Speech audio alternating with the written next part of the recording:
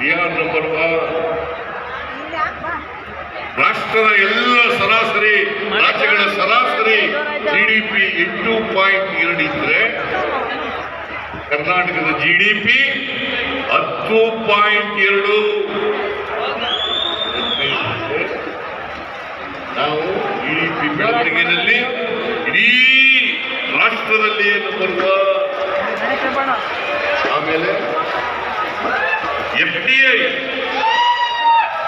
Foreign direct investment, foreign direct investment Maharashtra ಬಿಟ್ಟರೆ ಯಾರ್ number 2.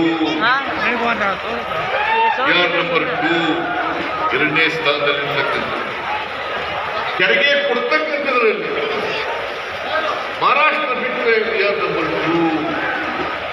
Not Gujarat, not Madhya Pradesh, not UP, Bihar.